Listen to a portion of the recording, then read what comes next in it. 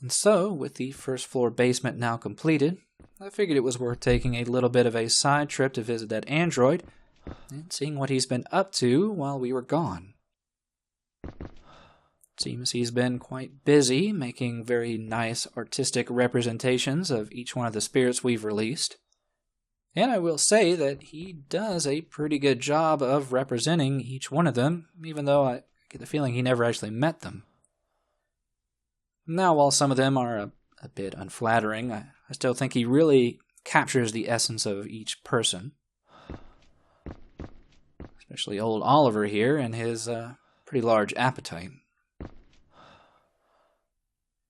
But outside of soaking in all the art, another good reason to head back to this room occasionally is that you can find an additional syringe.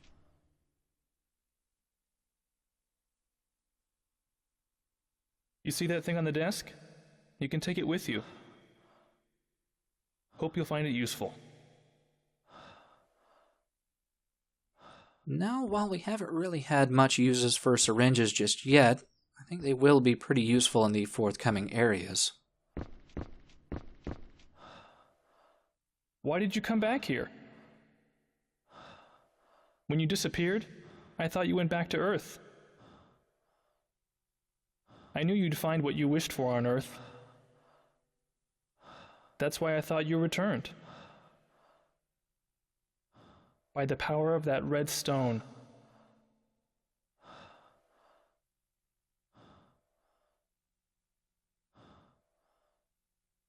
Now, this still leads me to believe that maybe there's some malfunction going on with this android, that maybe he's mistaking us for somebody else. I mean, especially considering that he thinks we might have gone to Earth while we had just left this room. But that also does leave in question just who he thinks we are and what wish from the Red Stone might have led us back to the moon here. Either way, he seems to be a kind of unreliable source of information, so I guess we should just take what he says with a grain of salt. Instead, we should follow up with Oliver's info and see if we can't catch up with our fiancé in the work area.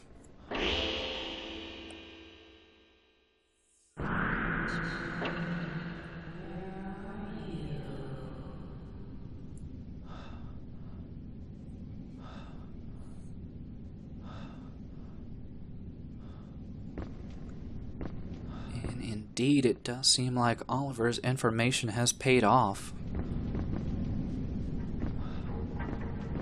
Though, I guess we are a bit unsure if that is Claudia. He just mentions that someone was in a white dress. Still, as we have nowhere else to go and we do have a brand new key card, it seems like as good a place as any to keep exploring. Access granted. Releasing lock.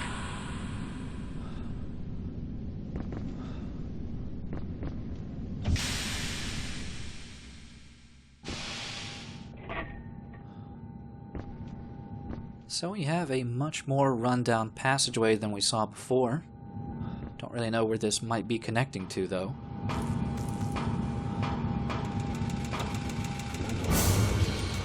Before we can explore it too fully, we do run into another enraged ghost. Well, it does seem like we are a bit blocked off.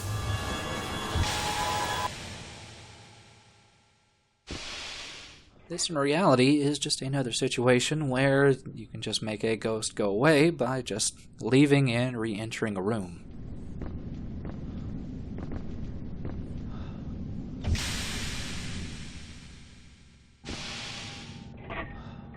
Now, that didn't appear to be the very savage ghost that we had run into twice before, but it does leave me a little bit worried that there are just multiple ghosts freely roaming about the facility.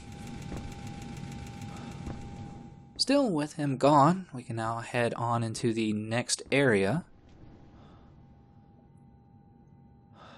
And, well, I feel like this place wasn't really doing its job.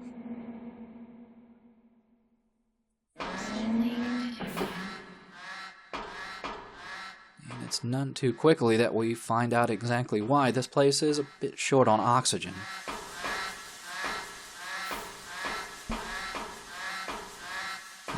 The disrepair of this entire facility is carried over into the oxygen production plant here. And there's leaking extremely hot water. And just massive amounts of billowing steam just blocking our ability to see much of anything. You do want to be careful though, because the lift that is supposed to be here isn't, and we could probably easily just fall off the edge. Still, we should count ourselves lucky that this is just steam and not that deadly fog that houses so many dangerous spirits.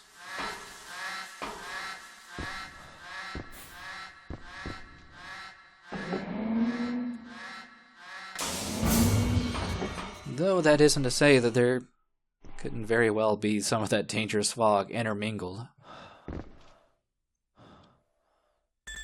Still, we were able to find the monitor room pretty easily for this area. It does allow us a bit of a reprieve.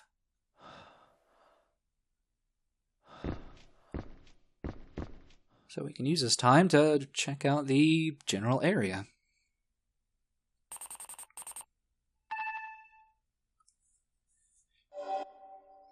And it seems that we don't have too much to look at from this particular monitoring room. So we'll just go ahead and start out first with the electrolysis extraction room.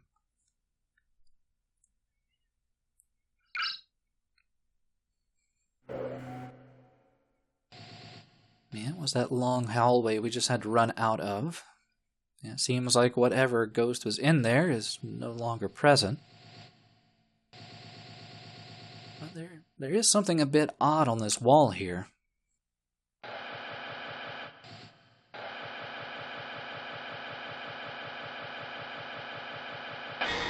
Did the director find this stone? Yeah, his co-worker, who was also his best friend, fell and died when they went to the site. He found it when they were collecting his body. And then the company promoted him.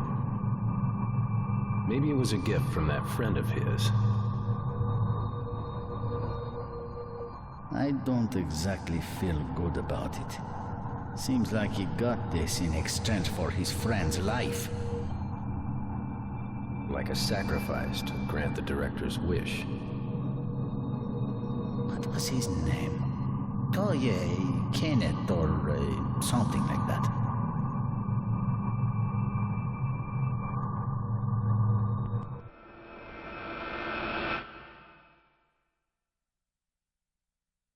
So with that bit of workplace gossip, we hear another mention of the name Kenneth, who we heard about from another flashback.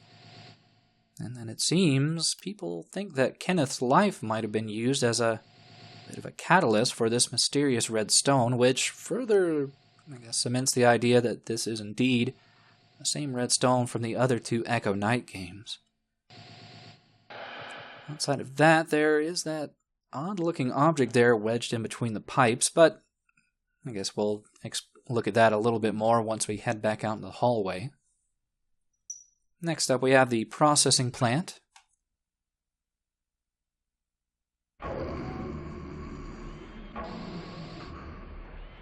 Seems like a mostly empty room. Just the rhythmic pounding of some bits of machinery.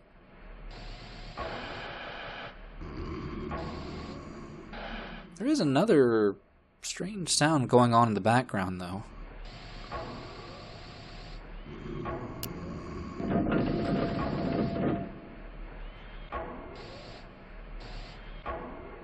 And that turns out to be the very loud snoring of a slightly sleepy astronaut. Seems though there is a little bit of a malfunction in the machinery, and it causes a rather large noise that seems to sometimes startle the astronaut from his slumber.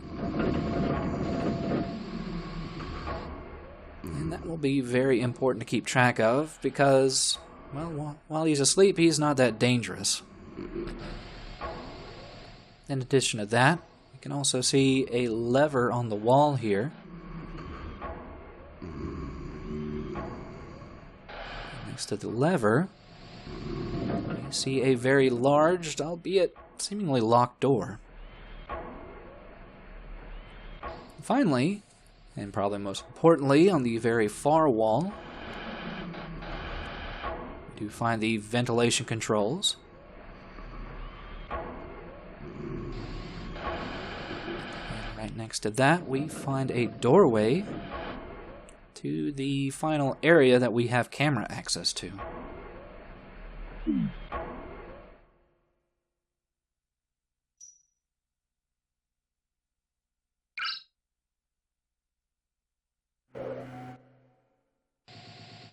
Now, in the material storage room, just seems to be more similar vague machinery.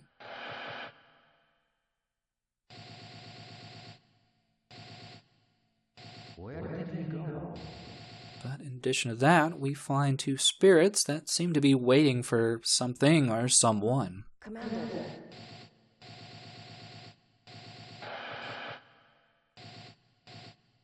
Now, as to who they are or what they're doing, well, I'm not really sure if we should bother them, as, well, it doesn't seem like there's any deadly fog in there, but we can't be for certain until we clear that out. So I guess that means the first thing we really want to do is make sure and vent out all this deadly fog.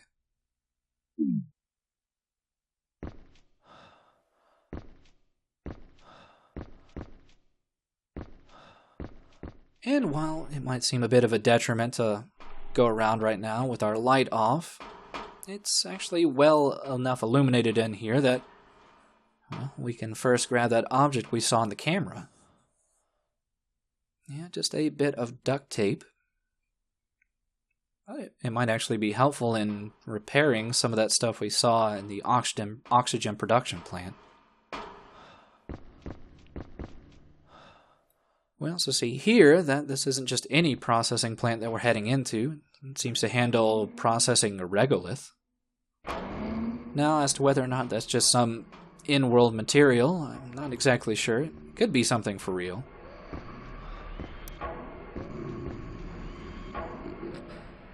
But yeah, for now, let's just go ahead and vent that fog.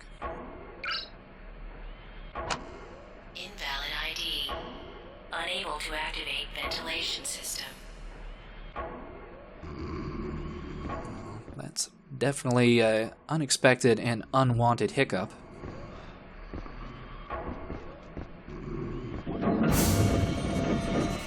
And to make matters worse, whatever malfunction is in the machinery is a lot more consistent than you might think. So we're actually not going to be able to do too much in the work area for right now. We honestly just want to press our way forward to that locked door we saw before. And we do want to hurry because, well, first and foremost, that sleeping ghost is going to keep causing us damage, but also because this door Atmospheric pressure. Please wait for pressure stabilization. is a special door. Atmospheric adjustment complete. Yeah, visually, I would say this door looks a lot like what we ran into at the gravity control, or the gravity training area. And that's because it's going to lead us into a very special new type of area.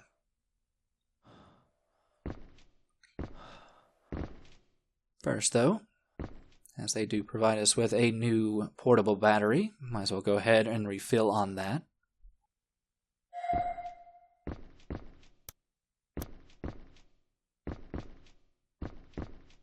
Adjusting atmospheric pressure. Please wait for pressure stabilization. Atmospheric adjustment complete.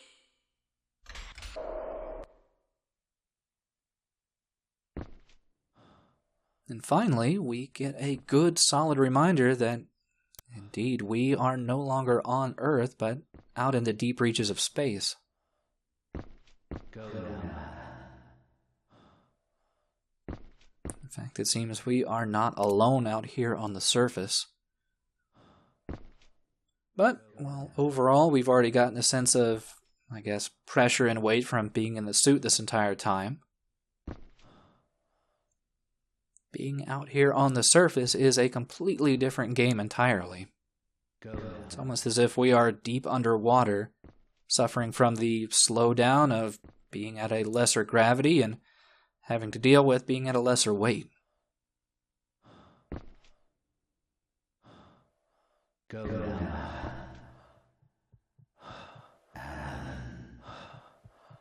I'm done with it. You need to head back to Earth.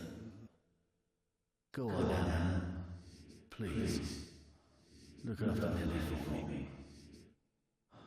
Take his music box back to her.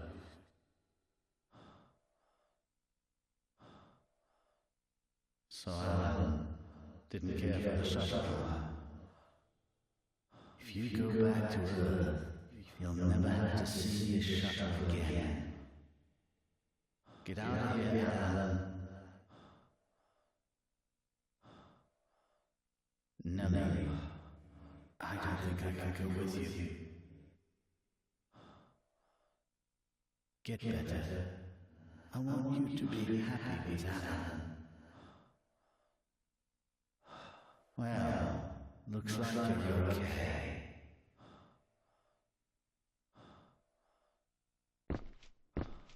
So it seems our progression forward is currently blocked by this disoriented ghost.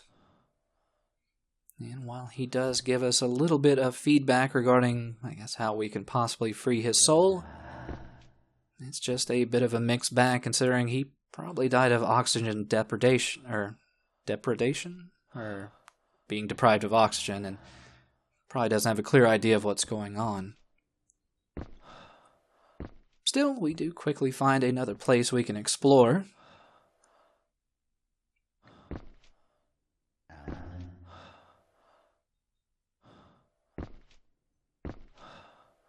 And, while I do appreciate their attempts at trying to do something a bit different, there are definitely some drawbacks to the lower gravity areas, and especially these airlock doors.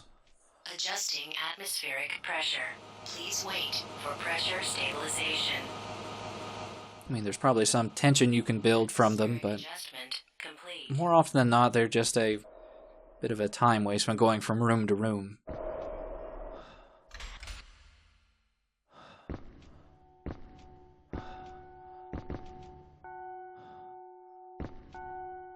Still, in this new area, we do have some fog, but more oddly, we find a pretty ornate-looking religious altar here. Sadly, we can't ponder on that for too long.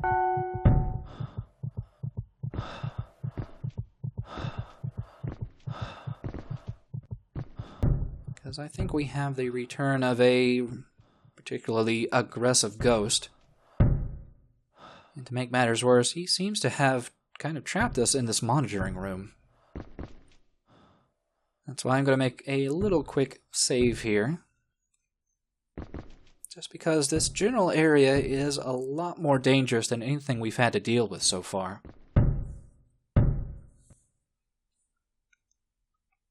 So, first things first, it's a good idea to get a layout of what's ahead of us. And I'm going to kind of go the opposite of what I would normally do and actually go from bottom to top in regards to the cameras.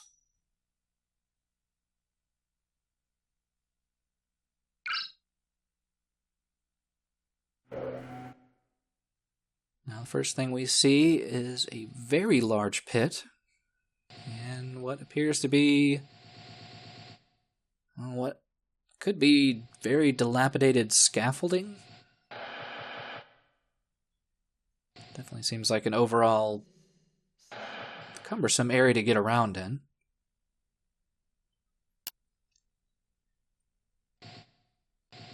Also, we find what appears to be a very small makeshift cemetery with one particular ghost kneeling amongst all the tombstones.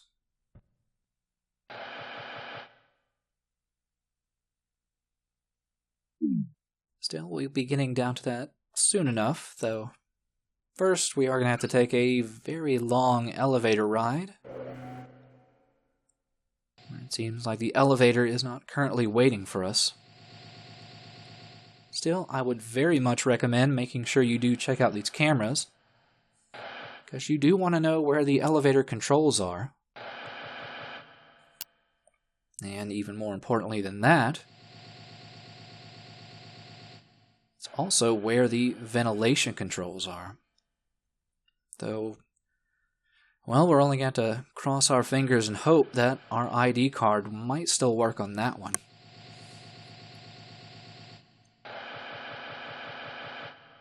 Yeah, we also see the controls on the elevator itself, and yeah, it's very important to know where those things are, because yeah, this ghost, as we've already seen before, is very sensitive to motion. We're going to use that to move him away from the door, though first things first, there is something on the altar.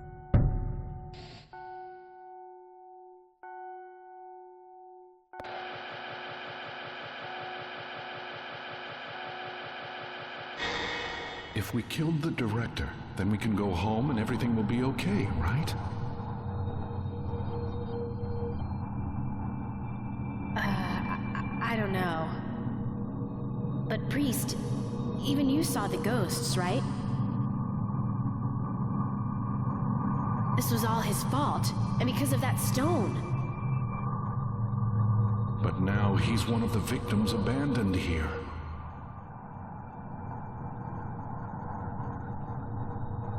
But He's also suffering, all alone. But for now, we've got to find some food.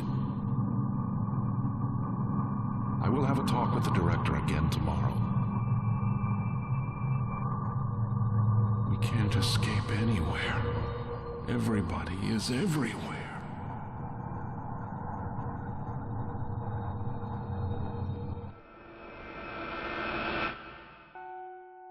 So we find out a bit more regarding the director, but even more than that, we find out more about this priest who had a bit of a crisis of conscience. And seemingly that led him into this enraged state in the afterlife. But we can use his blind fury here to direct him from camera to camera, leading him away from the door, and also leading an open pathway to us down to the mine elevator.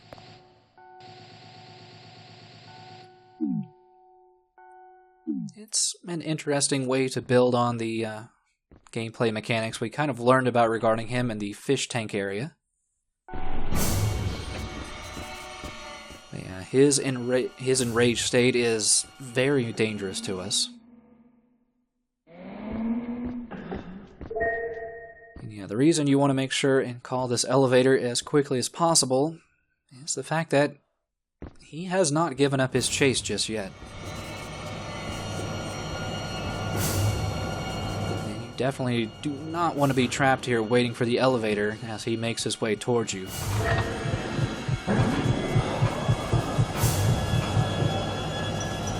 Because even as I went pretty much as quick as I possibly could, still got up to almost 260 beats per minute. And, well, I haven't really shown it off, but the syringe kind of has a delayed effect. So, if you try to use it at the last second, like let's say 280 beats per minute, yeah, you will probably be murdered.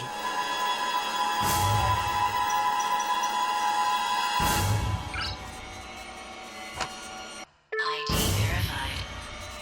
Ventilation system activated.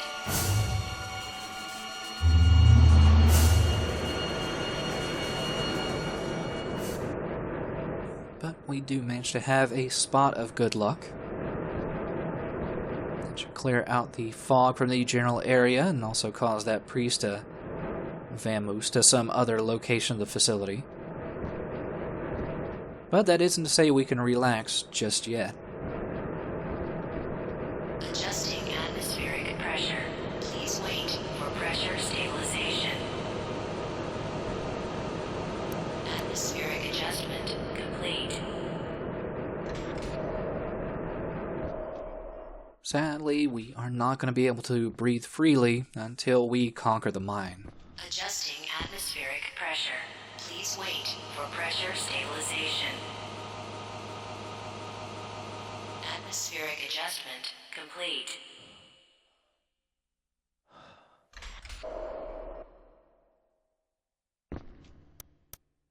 Now there are a couple of additional gameplay differences from walking on the surface of the moon and, walking inside the facility.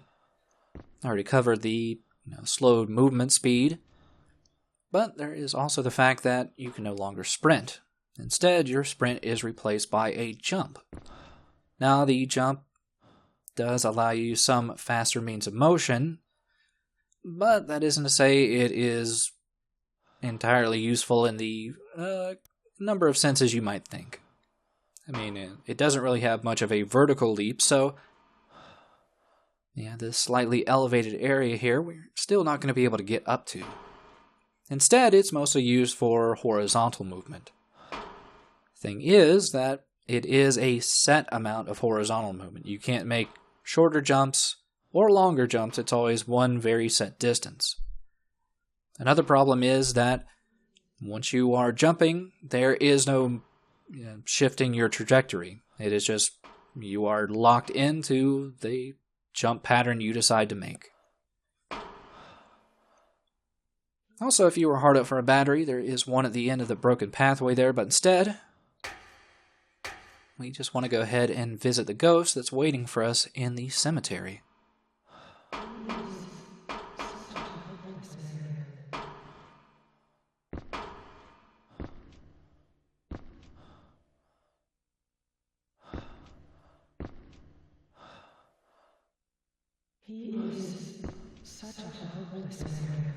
Now, we already know where she is. The question is, just who is this hopeless man she keeps referring to? He is such a hopeless man. Let's talk to her and find out. You were in that shuttle, right? My husband is still in there. He's locked in a room and can't get out. My God, what a shame.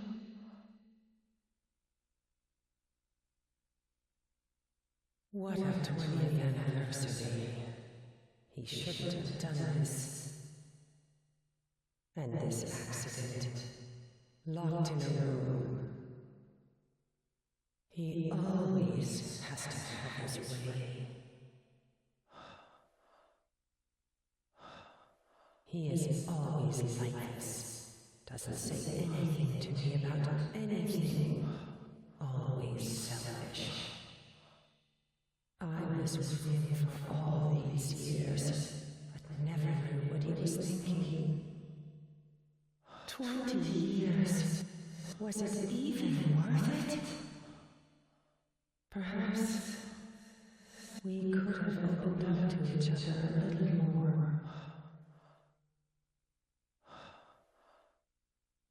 He is such a hopeless man.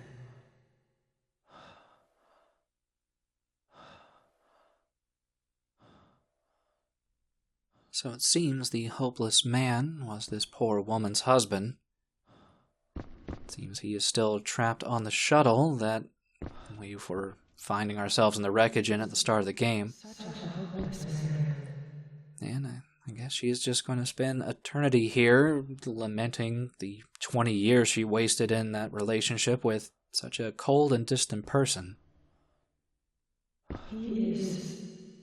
feel, though, that we might be able to help that strained relationship. It's just, it's actually not the reason we came over here in the first place. I mean, it's still good we know that she's out here, but what we really want to do is make our way up this darkened cliffside here. Because there is, well, you probably already noticed those moving platforms above the, the crater here. Thankfully, we can do a bit of bunny hopping with that extreme incline. Yeah, the plateau here, looking over the precipice into the darkness. Yeah, it's a bit hard to tell, but there are two perpendicular sets of rails here. Each one of them has a moving platform on it. And you can probably already kind of guess what we need to do here.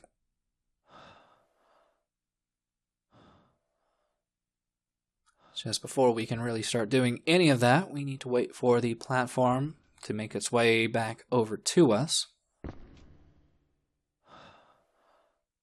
And while normally that would take quite a bit of time, I did manage to time it in such a way that it made its way over here pretty much right when we needed it to.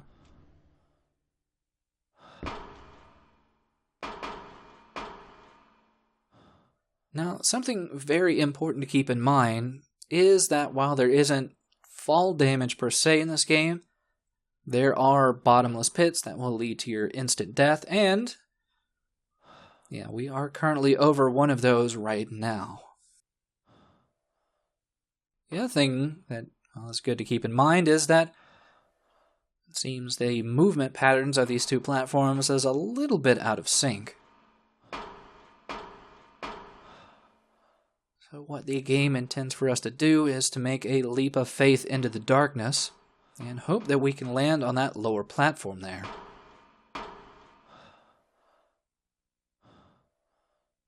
Now, this can be very difficult due to, as I mentioned, the forced trajectory and the inability to move once you're in mid-jump, but that is still not the end of our journey. The end of our journey is going to be that raised platform with the broken ladder that we went by before. And this is also a bit more difficult than it seems because of our slowed movement and the momentum of going in the opposite direction. We just barely made it there, but I guess if you want to risk it, you can also try making a jump, but I honestly wouldn't recommend doing that.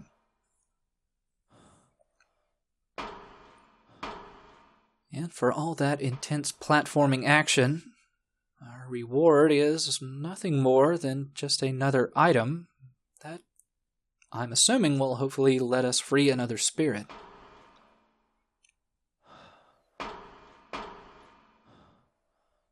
I think it might have some connection with the woman in the cemetery, but she doesn't really have that much to say about it.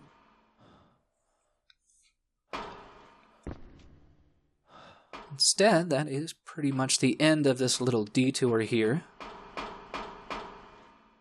And for right now, we just want to make our way out of the mine and back up to the normal surface of the moon.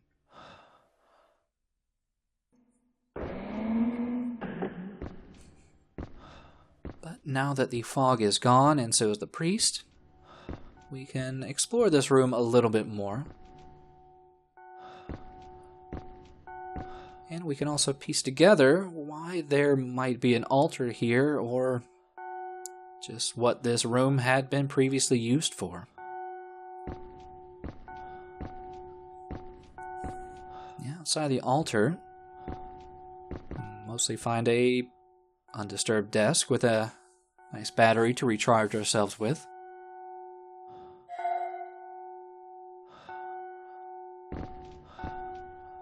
But we also find a pretty quaint-looking makeshift sleeping area, along with a leather-bound diary.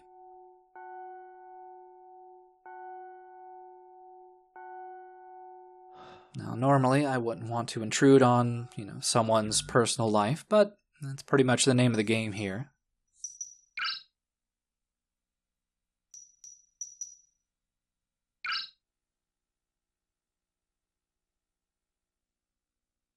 And as we take a look at Nancy's diary, it's pretty quick that we are able to discern that Nancy is indeed that woman that we found out in the cemetery.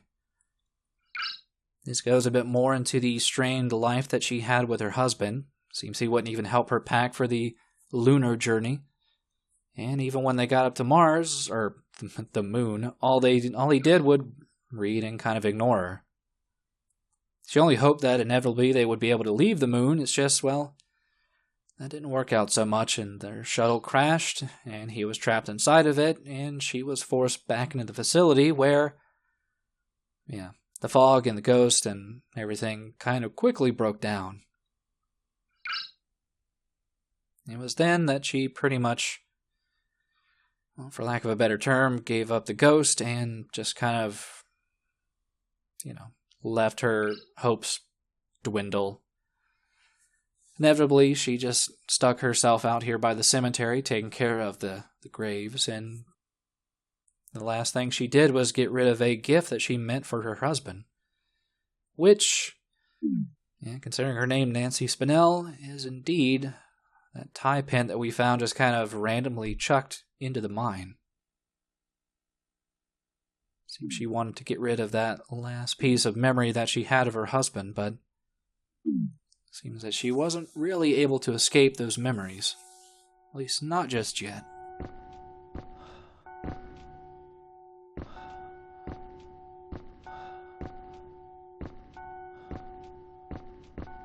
Still, well, it does seem like we have reached something of a dead end with this general area. Adjusting atmospheric pressure. Please wait for pressure stabilization. Atmospheric adjustment complete.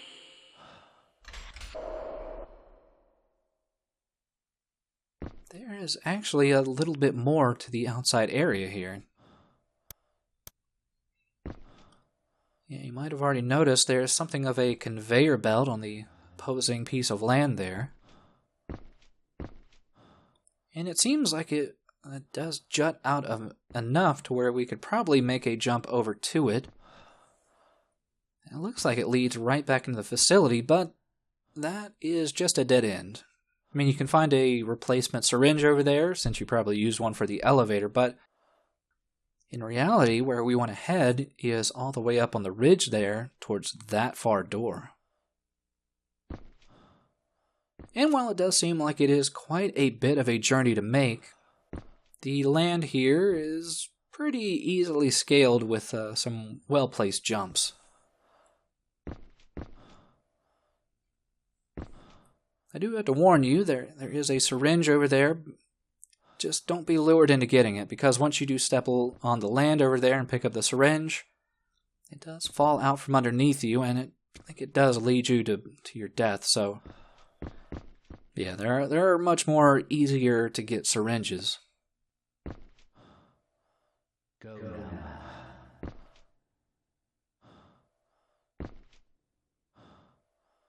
I will say, though, that all these pits are not instant death pits. There are some that are relatively safe to fall into. And while it makes getting some of the items a little bit safer, they really aren't worth the risk. Especially in the case of that item over there on that tiny island. It's just another battery, and as we've already seen, there is just a plethora of batteries to get strewn about. Really, the best thing to do here is just to stay on the given path and not really waver.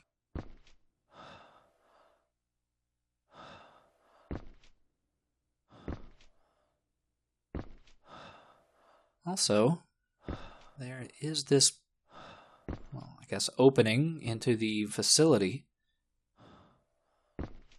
Looks like maybe it vents hot air. Just seems that for some reason right now, it is covered by a thick layer of ice. So we might be able to solve that problem later. But for right now, I do admit that I do enjoy being reminded of, the cold vacuum of space and the loneliness therein. But, you can only really carry the atmosphere of heavy breathing and nothing else so far. I think I'd like to get back to the rhythmic hum of the interior and hopefully making further progression.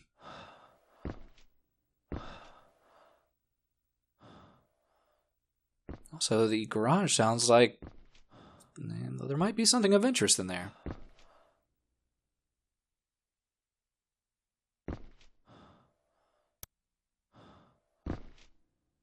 Most obvious thing being that little vehicle there. But something I appreciate even more is the fact there's no deadly fog in there, so we should be kind of safe in here.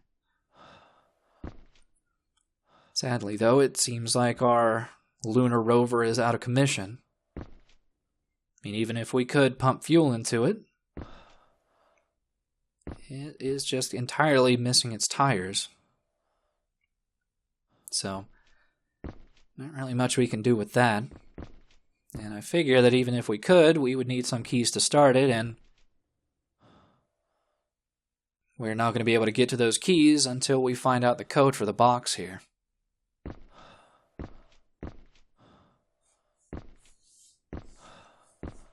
Still, with this airlock door, that means we should finally be free of the lunar surface and back into the facility proper. Adjusting atmospheric pressure. Please wait for pressure stabilization. Atmospheric adjustment complete. And where we end up appears to be still in the work area, but on a brand new floor. And it seems to be a pretty involved situation.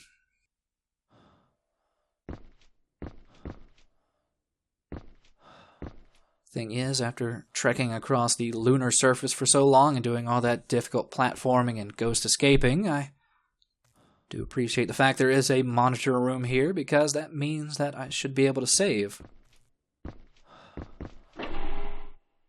So, hopefully you will join me next time as we head further into the work area and see if we can't make further progress in catching up with our fiancé. See you then.